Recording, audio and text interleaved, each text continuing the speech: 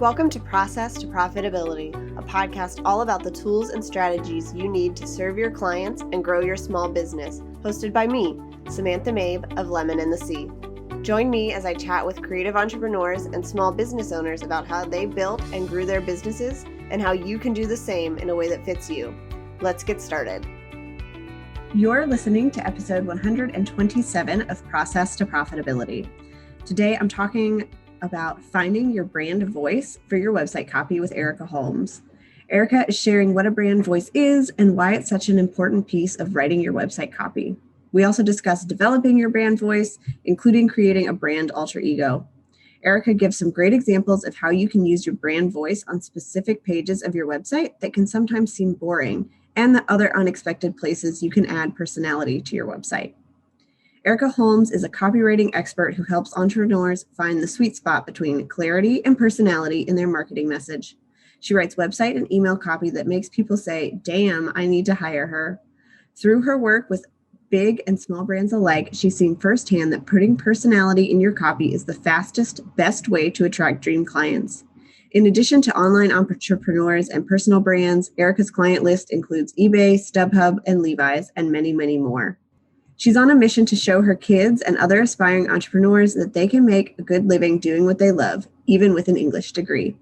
If you like this episode, I would love it if you would leave a rating and review on Apple Podcasts. It helps other people find the show or anywhere else that you listen. We love connecting with you on Instagram if you want to share the episode and your biggest takeaways.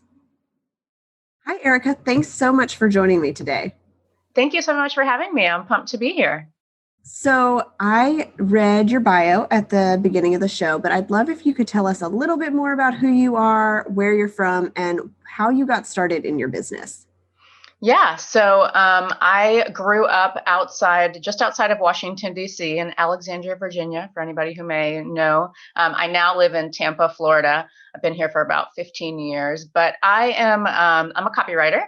I am definitely one of those people who have always known what I wanted to be when I grew up. So for as long as I remember, I wanted to be a writer. I was definitely like the nerdy girl who stayed up all night reading Babysitter's Club and Sweet Valley High. And like I've read Little Women probably 6 times. So I had this vision of being a writer, but copywriter was not in my vocabulary. Like I didn't know what that was. So I really started out in newspaper journalism. Then I was editor of a lifestyle magazine for about 4 years, which was awesome. I, of course, in college had this grandiose vision of being like Devil Wears Prada or Carrie Bradshaw, like Sex and the City. Wasn't exactly how it panned out, but it was pretty fun. When I was editor of that magazine, I got to travel, got to do a lot of fashion shoots. I did a lot of profiles on just kind of everyday people, which I think informed a lot of what I do now, kind of bringing out the best of personal brands. So that was a lot of fun. And then eventually I was recruited by a big local digital ad agency here in Tampa. And that was really my introduction to kind of the world of digital advertising and real traditional kind of copywriting. So I was working with brands like eBay and StubHub, Levi's, Pantene, doing a lot of like digital ads, branded content, a lot of sponsored content, a lot of writing video scripts, all that good stuff. And I loved it. Then when I had my first baby, which was almost 8 years ago now, which is crazy. But when I came back from maternity leave, I was like, okay, this is definitely not working. Like the whole 9 to 5 thing. And my company in particular, it was just not 9 to 5. I think a lot of people can probably relate to that. It was a lot of overtime. And it just wasn't compatible with what I wanted my life to be like at that time. So I put in my notice when he was about 1.5 years, and I started my own business. And I've really never looked back or regretted it. I will tell you that I started out doing like all the things when I first started my business. Any kind of writing anybody would pay me for, like blogging, social media. I was still writing newspaper articles, magazine articles, random video scripts, whatever you wanted to pay me for. I was like, yeah, sure. Anything to kind of get this business going and keep my head above water.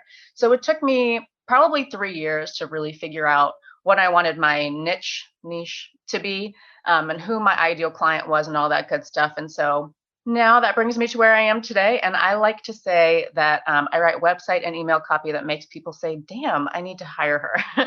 And my secret sauce is helping personal brands and solopreneurs kind of unleash their brand voice and personality and really put it front and center so that they stand out and attract their dream clients. I love that story. And I love that you shared that. I think so many of us, you took anything and everything that came along when you first started. I only recently dropped like that very first retainer client who was like, you're just going to pay the bills. It's not Yeah. anything I want to do, but you pay the bills. And I think we're afraid to admit that we've done that, but so many businesses have to start that way. Yeah, I think to a certain extent, it's part of learning. And it's also how you figure out what you like and what you don't like. Like, I learned really quickly that social media management was not something that I ever wanted to make a living doing. So that was like the first thing I dropped. And then eventually it was blogging. So yeah, I think it's a little bit of trial and error, figuring out where you feel kind of in your zone. And for me, it was website and email copy. So All right. So we are talking about brand voice specifically for website copy today, which is, exactly what you specialize in.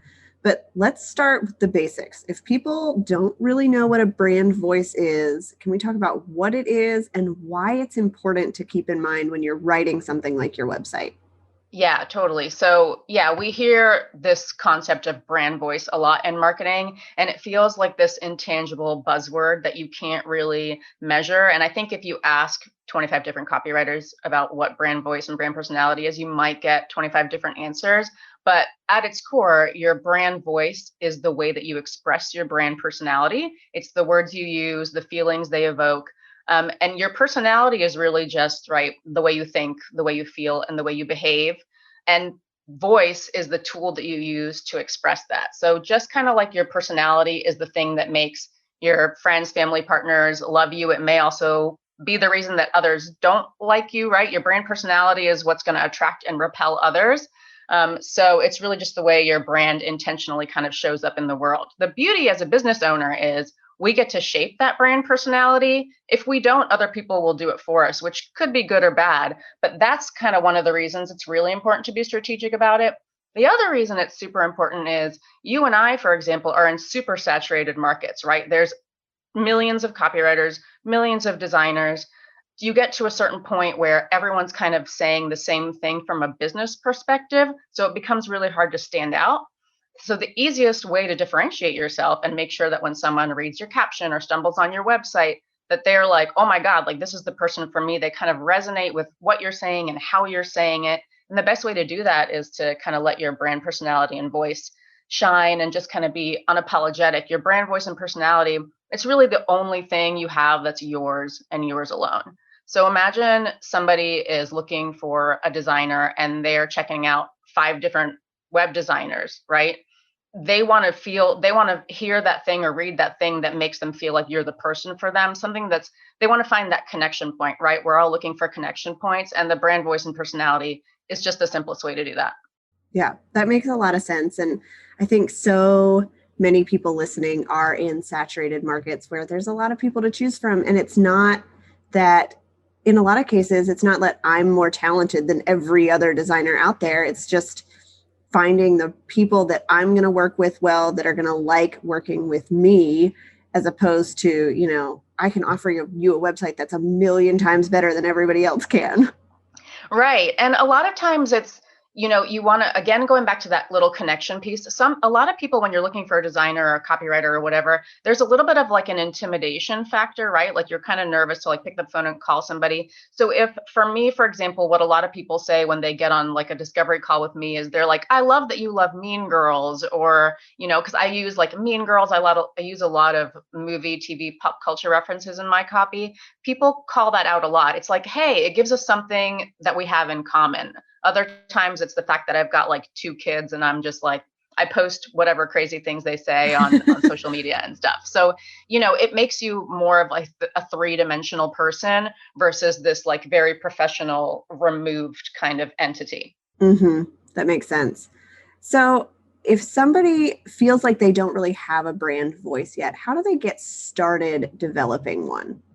Yeah, so most people might not like this answer. I do have some specific tips, but really it's a lot of just practicing it. It's a lot of practicing it, flexing that muscle, seeing what feels natural. I do have a series of questions that I take my own clients through to kind of get a feel for how they want to be perceived. So the number one question that I ask and that I would encourage you to ask yourself as you're sitting there figuring out your brand voice is, how do you want people to feel when they interact with your brand? So for me, for example, when somebody lands on my website, I want them to smile. I want them to be like, ooh, like this doesn't have to be so serious and overwhelming and like businessy and stuffy. I want them to feel like fun. And I also want them to realize that like copy doesn't have to be like this boring thing, right? It can be bold, it can be outside the box. So that's one question, is like, how do you want people to feel when they interact with your brand? Another question that I love that's actually on my intake form, actually, maybe this one isn't on my intake form, but if your brand was a celebrity, who would it be? So that kind of gives you a really good insight into what's their personality and what about their personality and voice attracts you to them. And so you can kind of infuse that into your copy. If your brand had a theme song, what would it be? If your dream magazine called and asked you to be on the cover, and do like a big photo shoot, and you could like dream up the photo shoot, what would that look like? That's actually how I came up with the creative design for the art direction for my website. If you were going to throw a party, I'm a very like visual person. So when I work with clients, I have them create Pinterest boards, because even though it's visual, it helps me understand what they're gravitating towards. What kind of books are they pinning? What kind of quotes are they pinning? Are they more like, ooh, like live, laugh, love? Or are they more like, I don't know, are their quotes more like bold and powerful? So those kinds of things. Let's see what else. What do you want to be known for? If someone were going to play you in a movie, who would it be? All these questions start to kind of paint the picture of your brand personality. And then I do have some more specific exercises. I've got 2 exercises that I can share with your listeners if you're up for that. Yeah, sure. Okay. So one is it's kind of quirky, but if you were to choose, this is more an exercise to kind of flex your muscle in writing in different kinds of voices to kind of feel, to kind of determine the one that feels the best for you. So if you were to choose like a TV cast or a movie cast with multiple kind of different characters, so like Friends, or we can take for this example, Sex and the City, right? So you've got the 4, right? You've got Miranda, Samantha, Charlotte, and Carrie. If you pick one sentence, right? Like say you were like, I love your outfit. And then you're trying to think of how would each of those characters say that in their voice. So Miranda might be like, she's kind of that snarky, sarcastic. She might be like, oh, well, don't you look nice, overachiever? Whereas Charlotte is that more like put together prim and proper. She'd be like, you look absolutely stunning. And Carrie might be like, oh, I need that entire outfit in my life. Is it Dior? Whereas Samantha might just be more like rawr. She might just give you like that tiger roar, like you look good. So it's kind of flexing that muscle of when you're saying something, when you're writing copy for your website, writing for Instagram, writing a sentence and then stopping and being like, how else could I write this that might give it a little bit more of a pop? Does that make sense? Yeah, it does. And I think the questions and like that exercise kind of takes us out of the what do you want to be known for? Like that's important, but Yeah. it gets you thinking beyond those kind of normal questions that we ask that I think are really hard for people to then translate into, okay, what does that actually sound like? Exactly. And one of my favorite examples that's actually kind of going around now, which is really funny because one of the exercises that I do is I call it the taboo exercise. But have you seen that meme that's like I think there's one from Monica and from Friends. It's like, show me you're a Monica without saying that you're Monica. That's kind of one of the other ways to think about when you're talking about this voice, right? It's like, how can you show it through what you're saying and through your language without actually saying it? So one of the other exercises that I do is, have you played Taboo? Do you know how that game works, where there's like, it might say like Tom Hanks on one side, and then on the other side, it's like 5 things that are like super obvious about that person. So it might be like Forrest Gump, Yeah. Toy Story. So do that for yourself, right? Like if your name was on the back of a card, what would be those 5 things on the back of that card that would be so tied to you and your brand that it would be unmistakably you? And for me, it's like Mean Girls, champagne, like Sour Patch Kids, family. website copy, email copy. So finding those things, those are kind of like, they could almost evolve into kind of content pillars or something where they're automatically identified with your brand. And so when you're stuck on something to write, just go back to one of those. And a good way to think about this, if you're stuck on it, is like, what would a friend tag you in on Facebook, right? If they see something and they're like, oh my God, I've got to tag, Samantha in this, what would be some of those things? So those are my two little fun exercises. Those are fun. I would really love to know, like, where do you find businesses are in their journey when they can really develop this? Is this something we can do from the start, or do you find people have more success if they've been in business for a while?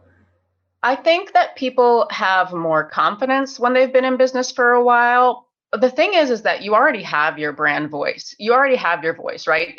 It's in there. You just don't have that practice of expressing it because, a lot of us either come from a corporate background, or if we're coming straight out of college, or if we're like a stay-at-home mom transitioning into being an entrepreneur, like we don't have any practice in expressing it other than with our family and our friends. We're expressing our voice every day. We just, when you're sitting in front of a blank Google Doc, you're like, whoa, like I don't know what to say. Or, we get stuck on writing about ourselves. We don't want to brag. We don't want to seem like we're, So I think it is something you can do from the start. I definitely think it's something that you get more confident in as you go along and the more you do it. And that's kind of why at the beginning, I was like, really practicing it is just the best way to do it. Yeah. I think it sounds like we probably, if we've been in a corporate setting, we have to untrain ourselves from speaking so formally in our emails where, 100%. You know how you write those formal professional emails, and when you're running your own business, it doesn't need to be like that. Yeah. And that's something I say all the time too, is not neglecting grammar, right? Because it's not like we're going rogue and like forgetting everything we learned about proper grammar, but you use contractions. You can start sentences with and or but. You can just loosen up, be more casual, read your copy out loud. Does it sound like a robot wrote it, or does it sound like you actually wrote it? Read it to your best friend or to your partner. Are they like, that does not sound like you at all? Or are they like, oh yes, like you've got it? So reading out loud is also another really good way to kind of test how your copy sounds. When was the last time you checked to make sure your website was healthy? The only way to know if your website is serving your business and working correctly is to make maintenance a regular part of your to-do list. I've created a maintenance guide at lemonandthesea.com/maintenance that will help you get a picture of how your website is performing, what's working and what isn't, and the things you can work on improving so that you can continue to show off your expertise and bring in more dream clients. Inside, you'll learn why website maintenance isn't something to put off until next week, 15 tasks you should be doing on a regular basis to maintain your website, and the tasks you need to do weekly, monthly, quarterly, and yearly. Get the guide at lemonandthesea.com/maintenance. All right. So do you have any other tips? You kind of shared some here and there about finding your brand voice, that first piece of figuring out what it is and what it's going to sound like. I think so one thing that I recommend a lot, especially for like an about page, when you're kind of writing your origin story, right, is free writing. Again, not everybody's favorite. I'm not a big fan of it either, for the record, but I did do it when I was writing my website copy. And the beauty of free writing is that you're not censoring yourself. So these moments, like if you're like, for example, when I was free writing my about page, I was just writing about how I started my business. And something that I hadn't even thought about in like 5 years came up to the surface, right? It was like this time I had this meeting with my boss, and she was basically like giving me a hard time about not being visible enough, and how I had like been out of the office too much because my son was sick a lot. And that brought up like that kind of little story became part of my brand story. And if I wouldn't have done that free writing exercise, I probably might not even have remembered it. So free writing is a really good way to do that. Another way is to just pick like 5 things that you love. This kind of goes back to what we talked about with, like, for example, me with like Mean Girls or like whatever, Schitt's Creek, finding those little things that you want to keep coming back to in your copy and weaving them in, that you start to get kind of known for. All right. So those make sense. And then you kind of mentioned finding like a celebrity that might play you in a movie. But let's talk about brand alter egos. What are they and how do they help us in this process? Yeah, so fun. So I definitely did not come up with the concept of brand alter ego. I don't know where it came from, but I like that it's a really tangible way to think of your brand personality. So a lot of your listeners may know that a lot of athletes, a lot of celebrities, they've got alter egos, like Beyonce is Sasha Fierce, Kobe Bryant was Black Mamba. The concept behind it was like kind of stepping into this character and letting go of kind of your inhibitions, right? If you weren't scared to be the person you really want to be, who would that person be? Because when you were, all those things can kind of stunt your performance, right? So getting out of your head so you can do your best work. So the idea is that when you sit down to write for your business, or when you're about to give a presentation or go on a podcast interview, you step into this alter ego. And it's like the best, most fearless, in the zone version of yourself.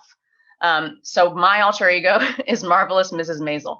So like even before this, I'm a fairly, I wouldn't say I'm a shy person, but I do get quite a bit of like stage fright when I'm like presenting or I'm going on stage. So anytime I do something like that, I'm like, I don't know if you watch Marvelous Mrs. Maisel, but she says like, I'm like, all right, tits up, like, here we go. So yeah, it's stepping into this alter ego and kind of leaving all of your inhibitions behind, like at the door, right? Like when I walked into this room, like regular Erika is out there hanging out, and like, this is Marvelous Mrs. Maisel here doing this podcast interview. So how do you feel like we can hone in on that? I think, we know other people do this, but we're not exactly sure how to do it for ourselves and figure out, okay, what is that alter ego? And maybe even if you have tips on like, how do you get into that zone when you need to?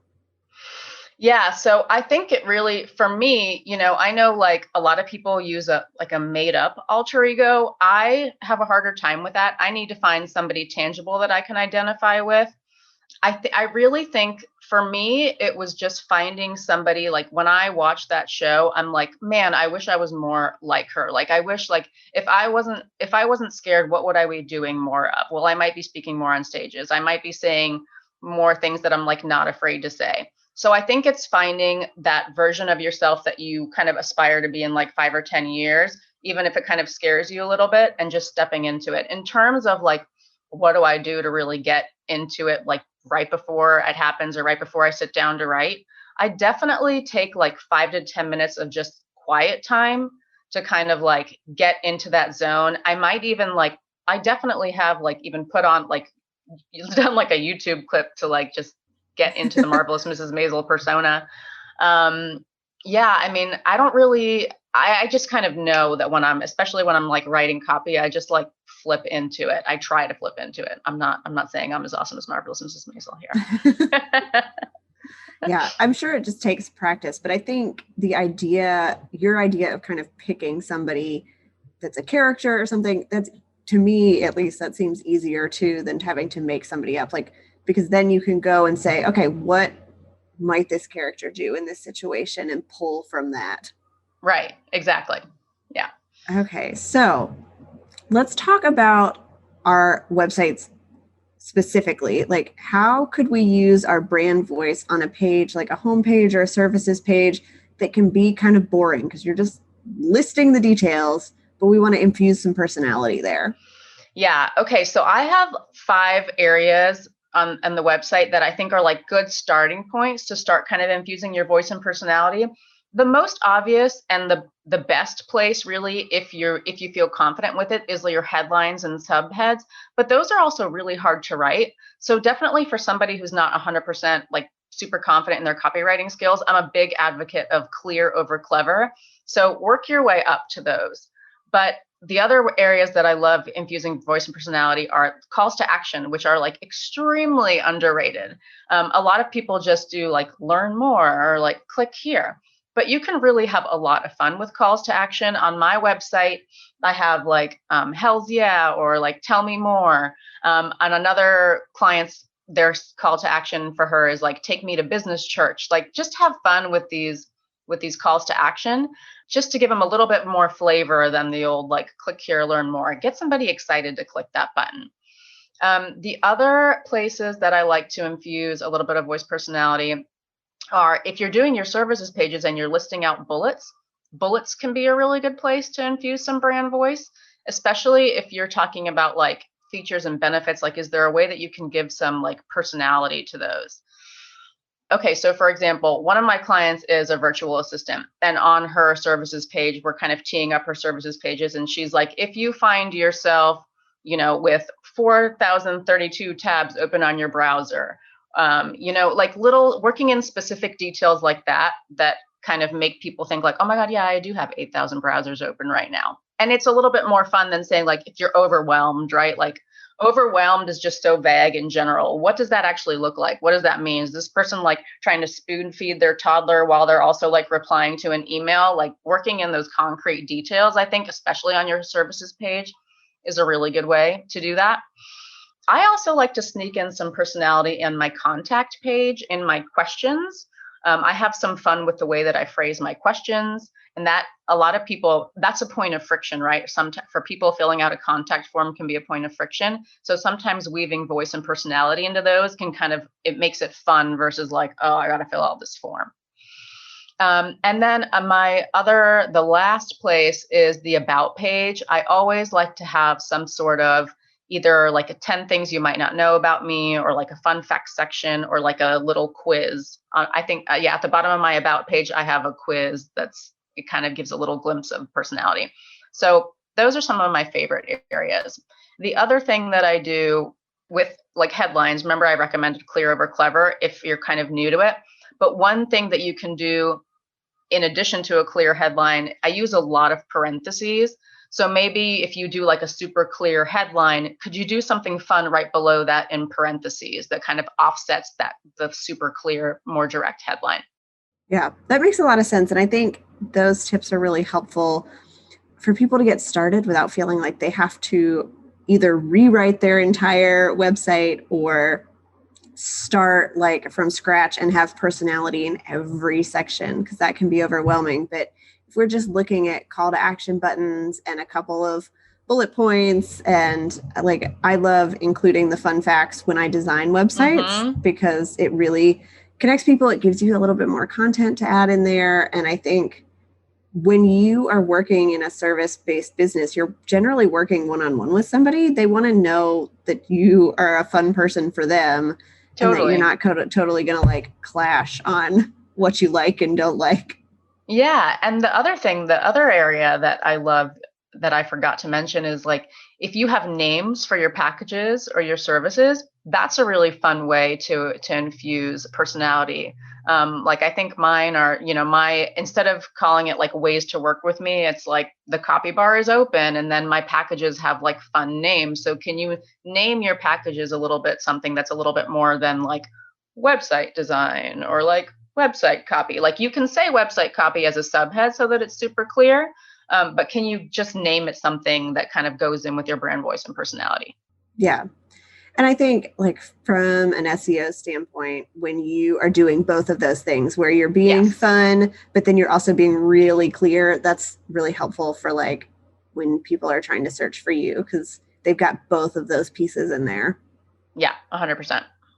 All right. So is there anything we should avoid when we are developing our brand voice or when we're starting to use it on our website? Like things that you've seen people do that you say we should stop doing those things?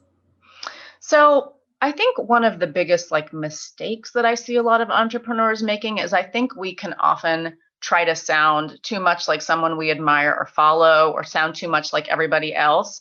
And I think this happens a lot, especially as we're starting out, because we may not be kind of 100% sure of who we want to be, right? So it happens naturally, right? We might pick up like some catchphrases from somebody that we listen to a lot. Like when I'm recording my podcast, I have to like stop myself from like repeating Amy Porterfield, her like little catchphrases. I got to be like, no, that's her thing. That's not my thing. I got to come up with my own thing. But those are also kind of learning moments and growing pains. I think if you think back to like grade school and high school, even college, you kind of just wanted to fit in. You didn't want to be the outcast. So you like talked like your friends, you dressed like your friends because that's what everyone else was doing. But then as we kind of get older and wiser, we step more into our individuality. We get, those life experiences start to shape us. So we kind of start to get more unapologetic about like what we really want to say and who we really are. And I think that kind of happens naturally as a business owner too. So I think and I'm not saying don't look at other people for inspiration, but maybe look outside your industry just to avoid by accident sounding like somebody that you don't mean to sound like. The other thing is like maybe some oversharing. Maybe like some people, I think be cognizant about what you want to share and what you don't want to share. If it's a part of your brand to be super vulnerable and really share a lot of details, then go for it. But you don't have to be like necessarily overboard with it, right? Like vulnerability is like a very big buzzword right now, but I think that there's a fine line. There's kind of a fine line there. There's also just going over the top with like the hey girl, hey vibe. That's something that I definitely have seen a lot. But also if that's your personality, then, own it. But yeah, that's the biggest mistake I see is really people trying to sound too much like somebody they admire because they're like, oh, I really like that brand. That's something I aspire to be. And so they just kind of naturally adopt their language. Yeah.